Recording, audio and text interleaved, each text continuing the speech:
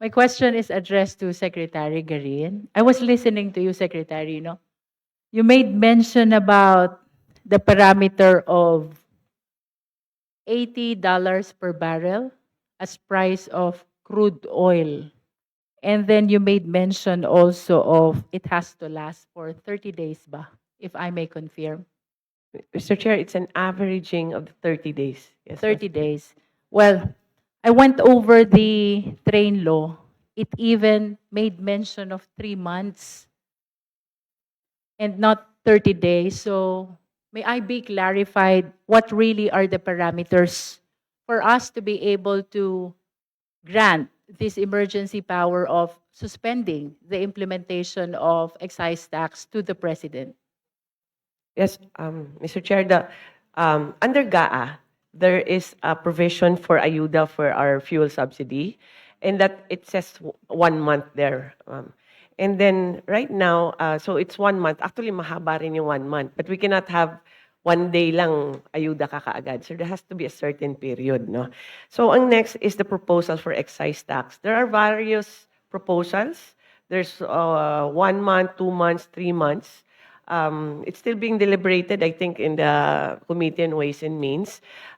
So let's say it's 2 months. So ngayon po, sabihin natin more or less baka umabot tayo ng average na ng 80 by end of this week kung yung trend ng presyo. So we'll need another few weeks pa until mag-average na siya ng 60 days, no? So medyo matagal din siya. So we leave it to the wisdom of Congress on how long will be the averaging. Kasi 1 month, 2 months, or 3 months. Wala pang set na decision yung committee kasi, ma'am. So is it the intention of the executive to really consider period other than the 3 months provided under the train law? Mr. Chair, yes, it's a possible. We can not stick to 3 months because I do believe for DOE how we assess the averaging, that might be too long. Yes. That might be too late already.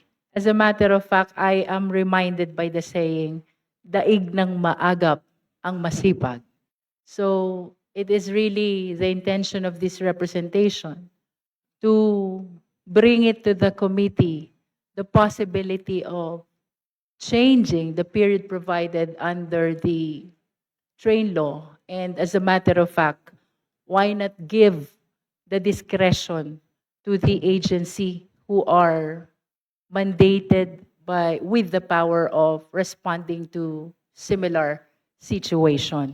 And if I may continue, aside from these parameters, what do you intend to include? Because it made mention about 3 months, $80 per barrel, and then it should not exceed 6 months. This is in as far as the train law is concerned. From the perspective of the DOE, how would you like to change these parameters so as to make this more adaptable to the existing situation?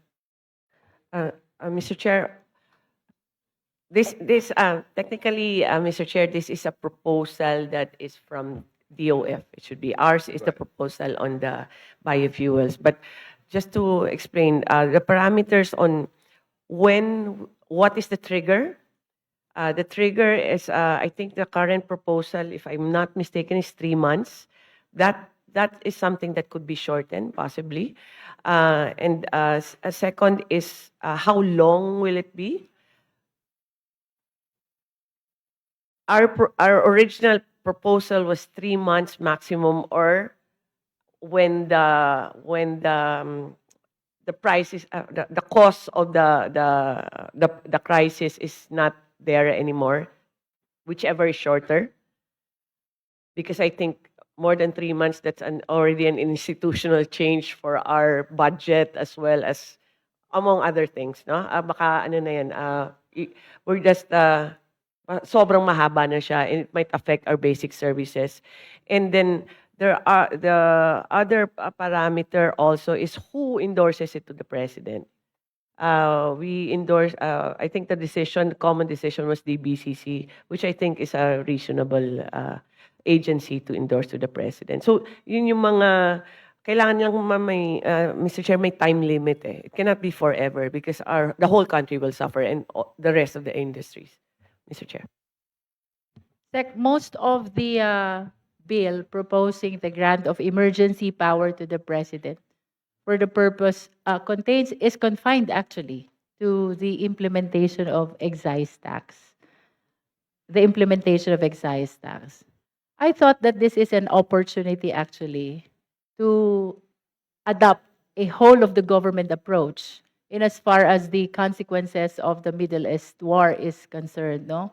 So, habang hindi pa approve yung bill and it's still being heard in the Committee on Ways and Means, again, from the perspective of the DOE, what would you like to include as part of the emergency power of the president in addition to the suspension of the implementation of excise tax? Of course, we've heard about the ayuda, we've heard about the fuel subsidy. But apart from all these measures, what would you want to include so that the Congress can address by way of adopting a whole of the government approach so as all the government agencies and branches perhaps will be making their respective contribution to address the consequences of this war? Secretary? Mr. Chair, it would be a welcome mandate if we do get emergency powers as far as DOE is concerned. Because, for example, control on the price of fuel by itself. We are stripped of that power because of the deregulation. We can only do so much, monitor, cancel their permits, pero we cannot dictate when do you increase, how much do you increase. We've been restrained by courts and dahil we attempted before, no? So that is beyond the current powers of DOE. Second is, for example, if things gets worse, who says who gets the fuel? And for example, we have critical industries like our hospitals, our transport. Those are our priorities, and that's beyond the power of DOE also. And on the power side, we have to respect, for example, all the bilateral agreements that they have. But there are ways that we can address for a certain specific period lang, suspension of the market. We curtail muna the generation of the more expensive because now LNG is ×3 the price already. So that will increase the price of electricity, especially for Meralco. So there are many things that we can do that we are also attempting, but it will give us the mandate to do so. So there's for DOE lang, I don't know about the rest of the agencies, pero yes, it would be a welcome legislation, let's say, kung merong emergency powers, even just for the specific period, because we want to make sure we have not just on power, not just on electricity, on the fuel side, we just need to make sure that we have enough supply beyond the current current inventory that we have, because worst comes to worst, then government should be the one looking for supply. I believe so. So there are many things that we can do with the emergency powers, ma'am. Mr. Chair. Mr. Chair, I hope we can Thank you. refer all those concerns. I'm not yet finished, Mr. Chair. Ah, I hope that Diyan we ka pala. can refer all those concerns that were cited by Secretary Garin to the Committee on Ways and Means for the possibility of including also those leeway to the executive department for us to be able to address this, adopting the whole of the government approach. For my next question, Secretary Garin, you made mention about the regulation, no? Right now, we are under the system of deregulated prices, right? And we wanted to have more control in as far as the prices of petroleum products are concerned. But alongside this is the issue of hoarding of petroleum products. So may we know from the DOE what measures so far have we came up with or perhaps implemented so as this hoarding will not aggravate the situation that we are facing right now? Mr. Chair, currently we have hoarding as far as gas stations are concerned, ma'am. Even Yes. with respect to the dealers, Yes, ma'am. So far with the gas stations, we've issued notices already to them that there's no hoarding and no profiteering, and we have informed them that no take home, let's say, just to na wag naman na may drum sila dala at pati kotse, tapos tatlong drum yung papagas sila. So that is for consumers, yes, ma'am. Secretary. And that part lang, we have issued, and then some are following and some are not.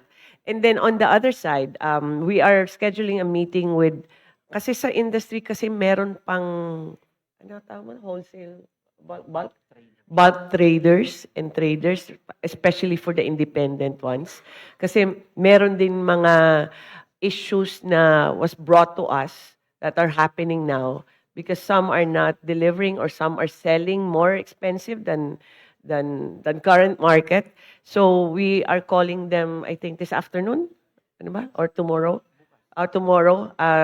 so that we can give them instructions and as well check if they are following the fuel pricing and loading policies of DOE, ma'am. This is an Thank you. policing that we still have to do, Mr. Major. If I may suggest, Secretary Guerin, perhaps we need to tap as well the BOC, the Bureau of Customs, to make sure that there is proper monitoring of the dealers and distributors of petroleum products because we are already addressing a very serious situation and we cannot conceive a situation wherein the same will be seriously aggravated by the issues on hoarding. I understand that this happened already in the past, and I hope that we will be more rigid this time to make sure that the hoarders will not be able to take advantage of this situation. To move forward, Mr. Chair, kanina po nabanggit na 20% of our supply relies on Strait of Hormuz, which Strait- means strait. dito dumadaan ang importation at least 20% of our supply. Now, my attention was invited to ask, saan po dumadaan yung remaining 80% of our supply? Mr. Chair, the 20% is on the crude oil. Crude yun, 20%. Now, where do we get the refined na? We get it from South Korea, Japan, China. And where do they get their crude oil? The same place where we get our Middle East also. We're practically dependent on that area. So there's direct and indirect dependence. Mr. Do we Chair. mean by 20%? Kindly wind up your questioning. Yes, Mr. Chair. You What do we mean by exhausted more than 5 20%? minutes. Why do we have to make use of the percentage of 20% in making us understand how the supply is affected here in the Philippines? So I think the one mentioned earlier na 20% yan is that the global supply of crude oil comes from the Middle East, 20%. The global, So global supply siya. of So may crude 80% oil. pa naman tayong Yeah. pwedeng pagkukunan. Yeah, that's what I wish to Yes. ask. Nasaan po yung 80%? My apologies, Mr. Chair. There are more countries, for example, Russia, US, Canada, South America, Venezuela, Brazil, Africa, Australia even. So more countries, even I think Malaysia and Indonesia also have crude oil. So is it part of our considered measures to transfer this 20% supply of crude oil to the Russia and the similar countries which are not affected by Un- this Strait of Unfortunately, no. Hormuz? That's my last Because your question, Mr. Chair.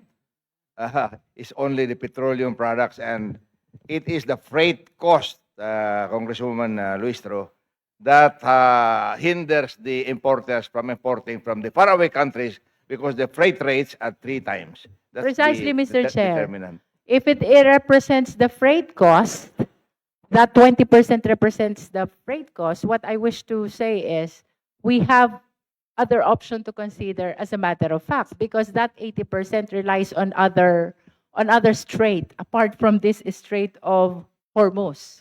Mr. Chair, yes, yes, Mr. Chair, we are exploring that already. Actually, DOE itself is already trying to contact these countries for a possible G2G or facilitation for our oil companies in all countries, probably except for Russia because there's a current embargo. But the rest we are exploring because lesson learned, I guess. No, we cannot have all our eggs in one basket. The only difference is the time of delivery and the cost. Mr.